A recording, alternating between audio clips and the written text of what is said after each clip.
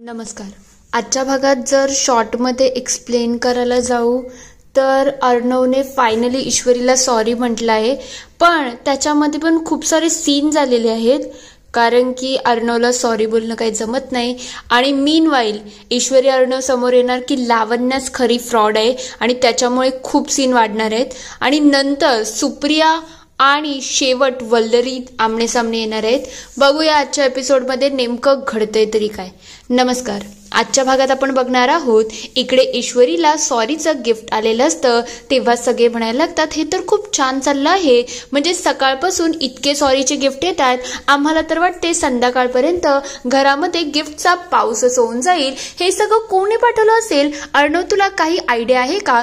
तेव्हा अर्णव म्हणतो ज्याने कोणी पाठवलं असेल त्याने मनापासूनच पाठवलं असेल ना. तेव्हा ईश्वरी म्हणते पण मला का पाठवलं आहे? आणि एवढं सॉरी बोलायचं असेल तर तोंडावरती सॉरी बोलायचं, असं गपचूप सॉरी बोलणं मला काय पटत नाही.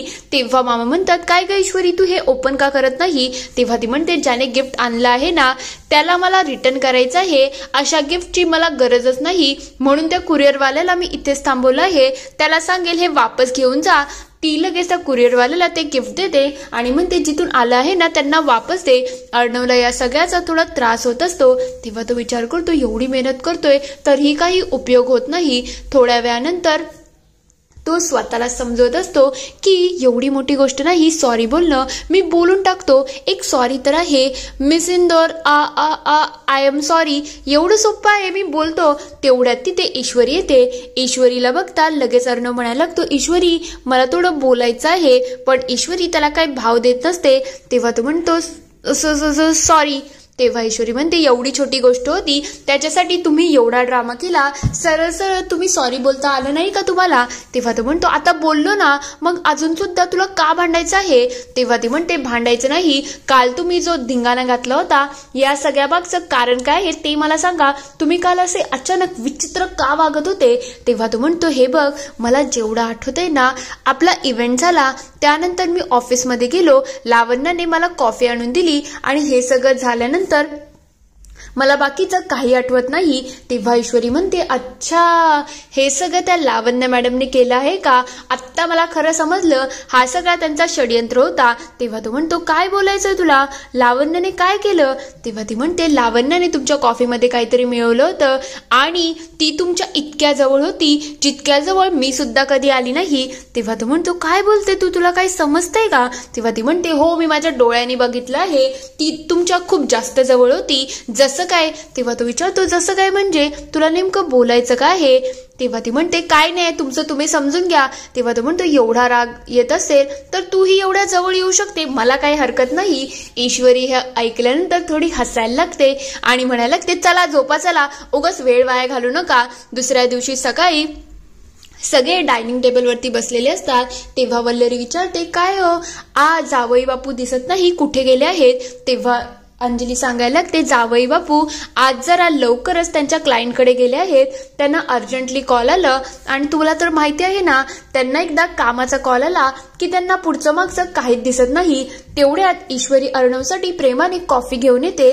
ते बघता मामा आणि अंजलीताई त्यांची मजा घेत म्हणायला लागतात अच्छा आजचं टेम्परेचर थोडं नॉर्मल वाटत आहे, म्हणजे गुलाबी थंडी पडली आहे, काल जरा टेम्परेचर वेगळंच झालं होतं ना.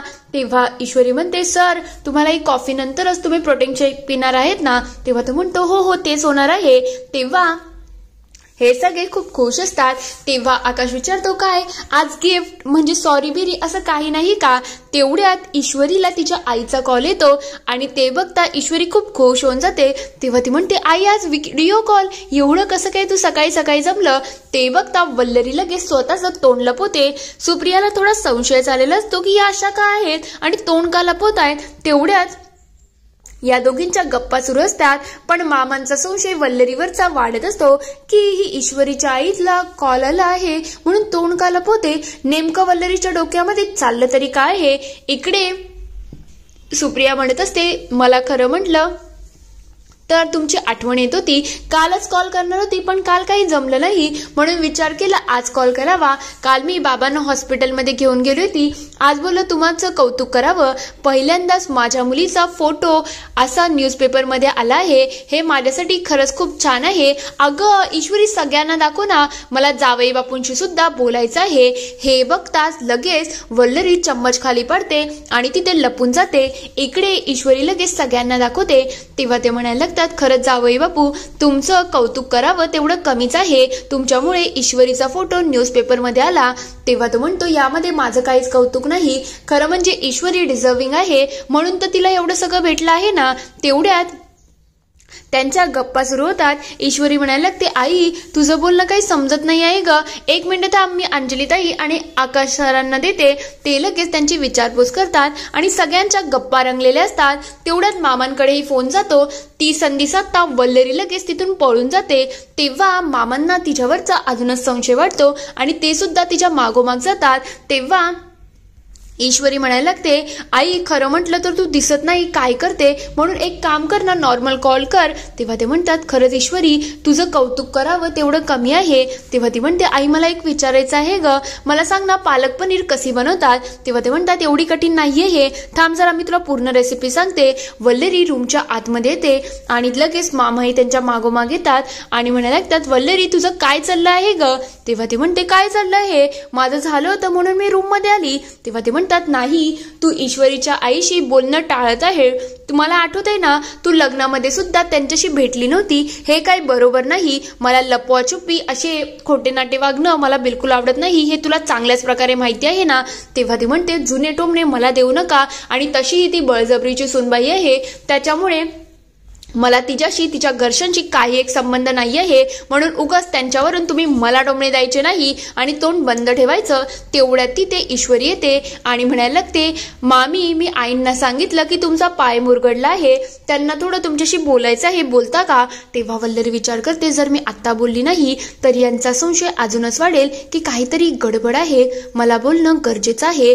तेवढ्यात ती लगेच फोन घेते आणि इकडे सुप्रिया म्हणत असते, तुमच्या पायाला लागला आहे, आता तुम्हाला बरं वाटतंय का. तेव्हा ती म्हणते, बरं वाटतंय. तेवढ्यात लगेच इकडे सुप्रिया विचारते, मी ना ईश्वरीला एक लेप सांगते, तो लेप लावला ना की तुम्हाला लवकर बरं वाटेल. आणि मला असं वाटते मी तुमचा आवाज पहिले कुठेतरी ऐकला आहे, अशी वाटते जुनी ओळख आहे. हे ऐकताच सुप्रिया अक्षरशः घाबरून जाते, म्हणजे वल्लरी घाबरून जाते आणि तिला काय बोलावं काय सुचत नसतं. ती लगेच खोकड्याचं नाटक करायला लागते आणि ईश्वरी लगेच सांगायला लागते, आई मी नंतर बोलते, आपण बघूया. तेवढ्यात बाहेरून लावण्याचा जोरजोरात आवाज येतो. ईश्वरी आणि मामा बाहेर जातात आणि वल्लरी ही मागोमाग यायला लागलेली असते, पण वल्लरीच्या पायाला खरी दुखापत झालेलीच नसते. तर दुसरीकडे अर्णव म्हणत असतो, तुला कोणी सांगितलं इथे यायला, आत्ताच्या आत्ता इथून निघून जा. तेव्हा ते म्हणते, एकदा माझं ऐकून तर घे, सॉरी ना. तेव्हा तो म्हणतो, सॉरी, खरंच तुला लाज वाटते का, तू जे केलं आहे त्यानंतर तू माझ्या समोर येण्याची हिंमत तरी कशी केली. तेव्हा ती म्हणते, अरे समजून तर घे ना प्लीज. तेव्हा ईश्वरी मध्ये येते आणि म्हणते, काय समजून घेऊ, तुम्ही जे काल केलं ना त्याच्यानंतर तुम्हाला लाज वाटली नाही का आमच्या घरामध्ये यायची, थोडी तरी लाज धरा. तेव्हा ती म्हणते, अरे ऐकून तर घ्या. तेव्हा सगळे विचारतात, नेमकं घडलं तरी काय आहे जे तुम्ही लावण्यावरती एवढे चिडले आहात. तेव्हा अर्णव सगळ्यांना एक्सप्लेन करतो, जेव्हा इव्हेंट झाला ना त्यानंतर हिने माझ्यासाठी कॉफी आणली होती आणि ही माझ्या जवळीक साधण्याचा प्रयत्न करत होती. तेव्हा सगळे खूप चिडून जातात. मामा म्हणायला लागतात, काय ग लावण्या, तुझ्याकडून अशी अपेक्षा नव्हती की तू एवढ्या खालच्या तराला जाशील, खरंच शेम ऑन यू.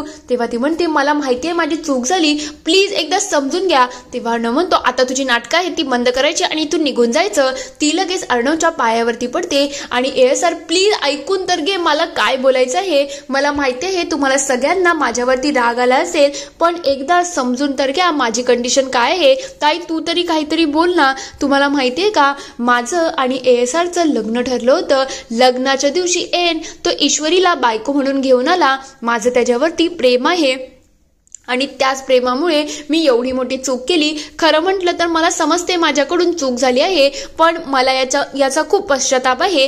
ती स्वतःहून स्वतःला मारायला लागते. तेव्हा अर्णव म्हणतो, हे सगळी नाटकं आहे ती बंद कर, मला हे सगळं सहन नाही होत आहे, आता निघून जा इथून. तेवढ्यात मामा म्हणतात, तू जे वागली आहे ना आणि तुला असं वाटते त्यानंतर तुला सगळ्यांनी लगेच माफ करावं, हे काही शक्य नाही आहे आणि याची अपेक्षा सुद्धा ठेवू नको.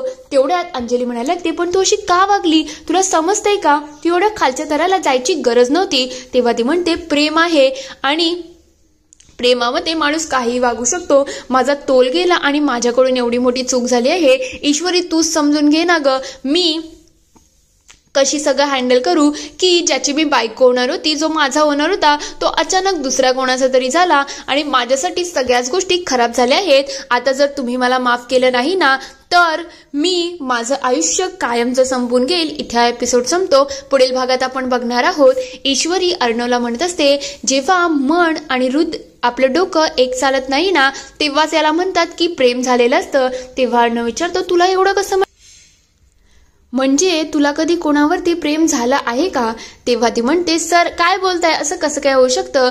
तेव्हा तो म्हणतो, एकदा पळून बघ म्हणजे तुला समजेल. इकडे नम्रता म्हणत असते, अर्णव साहेब बिलकुल चुकीचे वागले आहेत, म्हणजे तुला ट्रीट द्यायची आहे तरी ते त्यांच्या आवडीच्या रेस्टॉरंटमध्ये नेतील, हे काही बरोबर नाही. मला नाही वाटत ईश्वरी तुला जायला पाहिजे. तेव्हा ईश्वरी म्हणते, मी तर जाणार आहे, सर मला घेऊन जातील, मग मी का नाही जाणार, मला हे पटलेलं आहे. तेव्हा ती म्हणते, अच्छा तुला हे पटलं का? तेव्हा इकडे राजेश प्लॅन करत असतो, अर्णवने तिच्यासाठी ट्रीट प्लॅन केली आहे ना, त्या ट्रीटचा मी कसा बिचका करतोय ना, तू बघतच राहा. इथे हा पूर्ण एपिसोड संपतो. आता खरंच हे ट्रीटचा बिचका करू शकतील का? तुम्हाला काय वाटतं ते मला कमेंटमध्ये नक्की कळवा. व्हिडिओ आवडला असेल तर लाईक, शेअर, सबस्क्राईब करायला विसरू नका. Thank you for watching.